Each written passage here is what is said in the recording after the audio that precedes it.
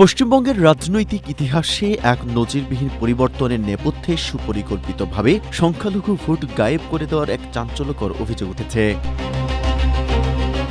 দীর্ঘ এক দশকেরও বেশি সময় ধরে ক্ষমতায় থাকা মমতা বন্দ্যোপাধ্যায়ের তৃণমূল কংগ্রেসকে সরিয়ে ২৯৪টি আসনের মধ্যে ২০৬টিতে জিতে প্রথমবারের মতো মসনদ দখলে নিয়েছে বিজেপি। প্রধানমন্ত্রী নরেন্দ্র মোদী এই জয়কে ঐতিহাসিক জয় হিসেবে আখ্যা দিলেও বিরোধীদের দাবি, নির্বাচনের ঠিক আগে রাজ্য থেকে প্রায় ৯০ লাখ ভোটারের নাম ছাঁটাইয়ের সমীকরণই বিজেপির এই অভাবনীয় সাফল্যের আসল চাবিকাঠি।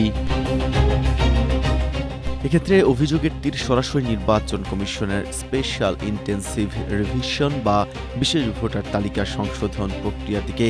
কমিশন এটিকে মৃত ও ভুয়া ভোটার তালিকার রুটিন কাজ বলে দাবি করলেও মালদহ, মুর্শিদাবাদ ও উত্তর ২৪ পরগনার মতো মুসলিম অধ্যুষিত জেলাগুলোতে এই ছাঁটাইয়ের হাত ছিল চোখে পড়ার মতো। স্ট্রবেরি সুপার ডটেড ও ক্লাসিক ভ্যারিয়েন্ট সেন্সেশন জাগুক শিহরণ।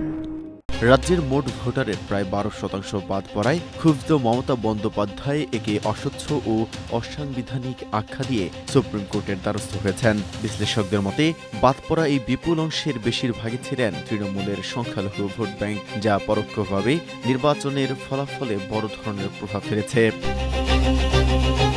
তবে বিশ্লেষকরা মনে করছেন, কেবল ভোটার ছাঁটাই নয়, পশ্চিমবঙ্গের এই রাজনৈতিক পট পরিবর্তনের পেছনে আরও বেশ কিছু কারণ সক্রিয় ছিল।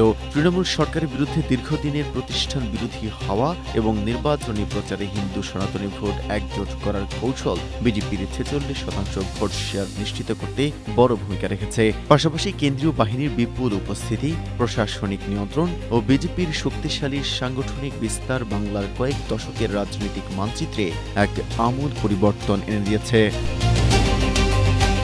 মেহেদী হাসান, এশিয়া পোস্ট।